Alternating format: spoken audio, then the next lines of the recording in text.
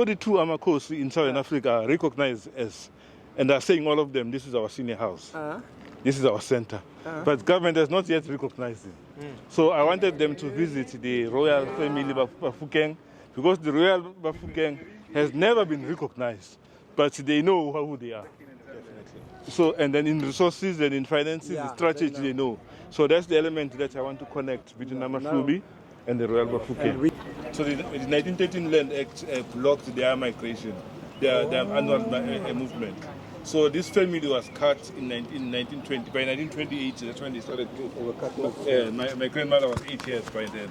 So they could not migrate back. Sure, because the cut happened. They were cut. So the whole of Free State of their route was then now farms. So for them to move anywhere there, they were classified as illegal. To have pass. Yeah. But now your point, no, that you raised, or Chris raised it yesterday, no?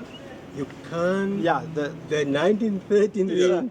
The ghost of 1913. That is non-negotiable. The Holy Spirit of 1913 is with us. That's why the country can't find peace. As soon as we break that curse, my great-grandmother is a victim. I can't connect with the Kalahari son. Oh, that family is disconnected. They don't know now. Shows the connecting points. Yeah, so that's it. So ngiyabonga kakhulu. My name is Ntuthuko Yabenguni Khuzwayo. I'm a historian and activist. I come from the UDF days. Let me be particular. I'm an activist. When there's conflict, I love it, and I move around that and work out strategies. Why we are here? Because we are here because we are following the footsteps of Inkosi Ulang Albalele, who is among the first son of Pungan. Ulang Albalele is among the first Amakosi to strike hard against colonization.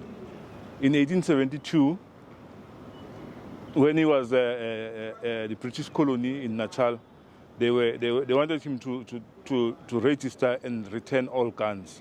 Remember, in that period, there was a discovery of diamond in diamond fields in Kimberley.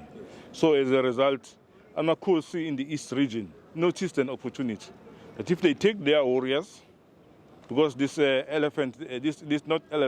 lion coming from south, a British lion coming from south is swallowing everything in terms of the land.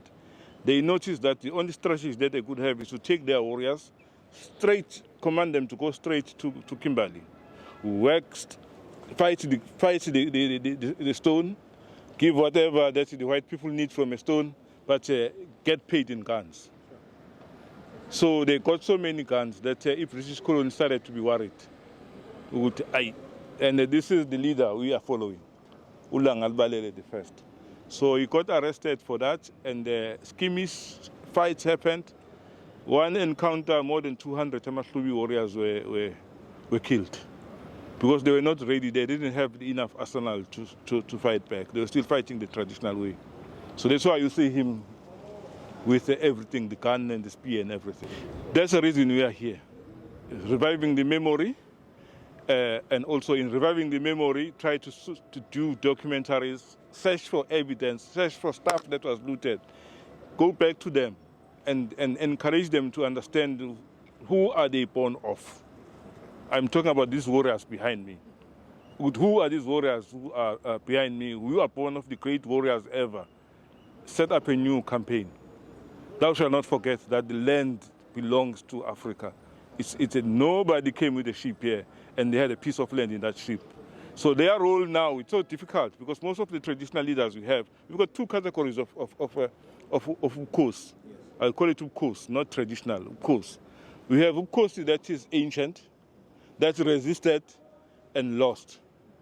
So most of them are like those behind me and hundreds of them.